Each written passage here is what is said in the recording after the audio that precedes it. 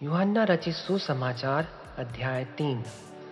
फरीसियों में निकुदेमुस नाम का एक मनुष्य था जो यहूदियों का सरदार था। उसने रात को यीशु के पास आकर उससे कहा, हे रब्बी, हम जानते हैं कि तू परमेश्वर की ओर से गुरु होकर आया है, क्योंकि कोई इन चिन्हों को जो तू दिखाता है, यदि परमेश्वर उसके साथ ना हो तो नहीं दिखा सकता।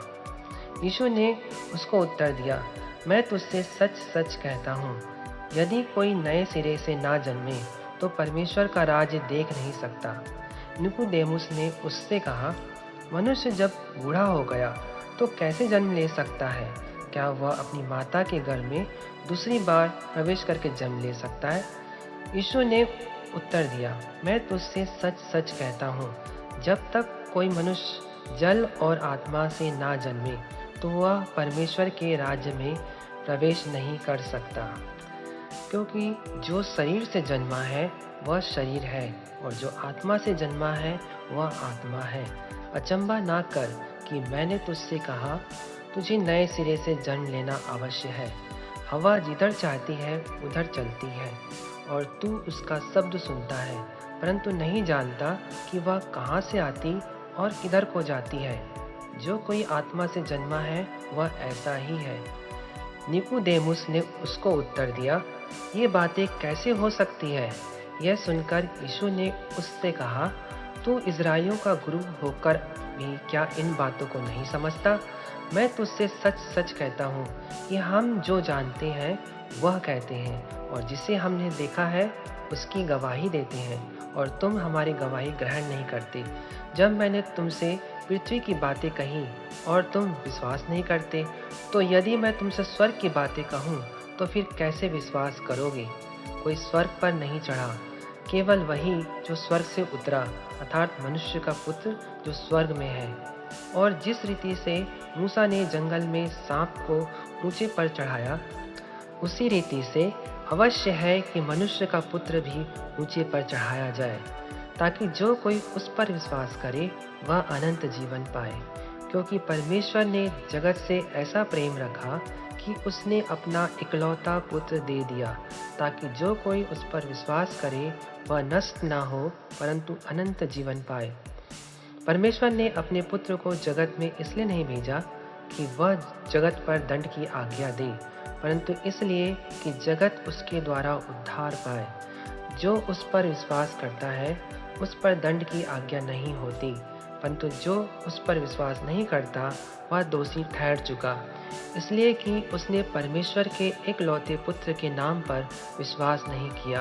और दंड की आज्ञा का कारण यह है कि ज्योति जगत में आई और मनुष्यों ने अंधकार को ज्योति से अधिक प्रिय जाना, क्योंकि उनके काम बुरे थे। क्योंकि जो कोई बुराई करता है वह ज्योति से बैर रखता है और ज्योति के निकट नहीं आता, ऐसा ना हो कि उसके कामों पर दोष लगाया जाए। परंतु जो सत्य पर चलता है वह ज्योति के निकट आता है, ताकि उसके काम प्रकट हो कि वह परमेश्वर की ओर से किए गए हैं। इसके बाद यीशु और उसके चेले यहूदिया देश में आए, और वह वहाँ उनके साथ रहकर बपतिस्मा देने लगा। यूहन्ना भी शालेम के निकट हेनोन में बपतिस्मा देता था, क्योंकि वहाँ बहुत जल था और लोग आकर बपतिस्मा लेते थे। यूहन्ना उस समय तक जेल खाने में नहीं डाला गया था। वहाँ यूहन्ना के चेलों का किसी यहूदी के साथ शुद्धि के विषय में वाद विवाद हुआ, और उन्होंने यूहन्ना के पास आकर उससे कहा, हे रब्बी, जो व्यक्ति यरदन के पार तेरे साथ था और जिसकी तूने गवाही दी है, देख वह बपतिस्मा देता है और सब उसके पास आते हैं। यूहन्ना ने उत्तर दिया, जब तक मनुष्य को स्वर्ग से ना दिया जाए तब तक वह कुछ नहीं पा सकता। तुम तो आप ही मेरे गवाह हो कि मैंने कहा, मैं मसीह नहीं परंतु उसके आगे भेजा गया हूँ। जिसकी दुल्हन है वही दुल्हा है, परंतु दूल्हे का मित्र जो खड़ा हुआ उसकी सुनता है, दूल्हे के शब्द से बहुत हर्षित होता है। अब मेरा हर्ष पूरा हुआ है।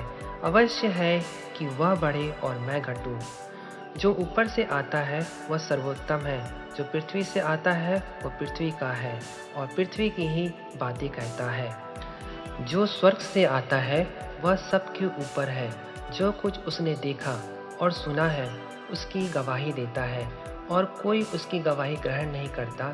जिसने उसकी गवाही ग्रहण कर ली उसने इस बात पर छाप लगा दी कि परमेश्वर सच्चा है, क्योंकि जिसे परमेश्वर ने भेजा है वह परमेश्वर की बातें कहता है, क्योंकि वह आत्मा नाप नाप कर नहीं देता।